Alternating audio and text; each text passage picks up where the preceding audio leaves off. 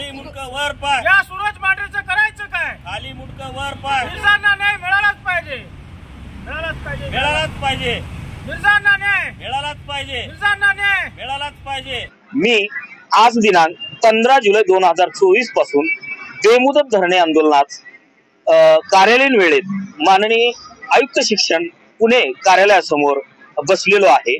या आंदोलनातील माझी प्रमुख मागणी अशी आहे की माझ्या बरोबर नियुक्त असलेल्या सर्व अधिकाऱ्यांना सेवांतर्गत आश्वासित प्रगती योजनेचा नियुक्तीनंतरचा 10 वर्षाचा पहिला लाभ चे आदेश निर्गमित केलेले आहे।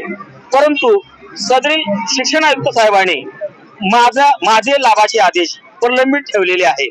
तो का बरं प्रलंबित ठेवलंय याच्या मागचा कारण मला त्यांनी कळवलेलं नाही आणि लाभाचा माझं वेतनाचे लाभ असल्या कारणाने या प्रमुख मागणीसाठी माझ्या वेतनाच्या लाभाचे आदेश मिळेपर्यंत मी बेमुदत धरणे आंदोलन करणार आहे।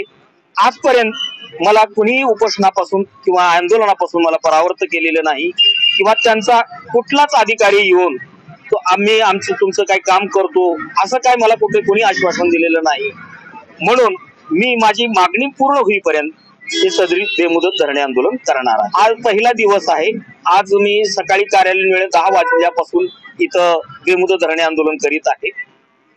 त्यांनी तुमचा बेहिशोबी मालमत्तेची माहिती दिली नाही किंवा तुमच्या हिशोबासाठी तुम्हाला स्टॉपर दिलाय, त्यासाठी काय आव्हान कराल? हा, आव्हान काय नाही, मी मुरुड येथे कार्यरत असताना 6 मार्च 2022 ला माझ्या प्राचार्याने माझ्याकडून लाचेची मागणी केली होती।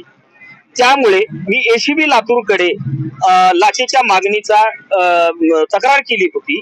त्यांना माझ्या तक्रारीवरून त्यांच्यावर ट्रॅप झाला, त्यांना लाच स्वीकारताना रंगी हात पकडलं गेलं, त्यांच्यावर गुन्हा दाखल झाला। माझ्या तक्रारीचाच आधार घेऊन बळीराम गणपत चौरे यांच्या बेहिशोबी मालमत्तेची चौकशी एसीबी लातूरने सुरू केली। 29 जूनला बळीराम गणपत चौरेवर 48% बेहिशोबी मालमत्ता, सुमारे 83 लाख रुपये बेहिशोबी मालमत्ता त्यांच्याकडे असल्याचा गुन्हा नोंद MIDC पोलीस स्टेशन लातूर येथे दाखल झालेला आहे।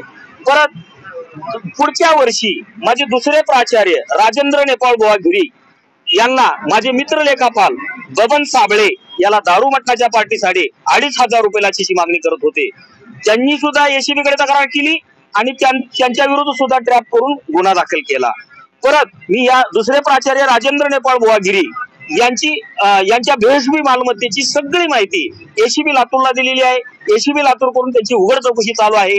या सगळ्या भ्रष्टाचाराचा प्रकरण मी उघड केल्यामुळे त्या दोन्ही प्राचार्यांनी अनेक समाज त्यांनी स्वतः आणि इतरांच्या माध्यमाने माननीय शिक्षण आयुक्त साहेबाकडे आणि शासनाकडे माझ्या तक्रारी केलेल्या आहेत।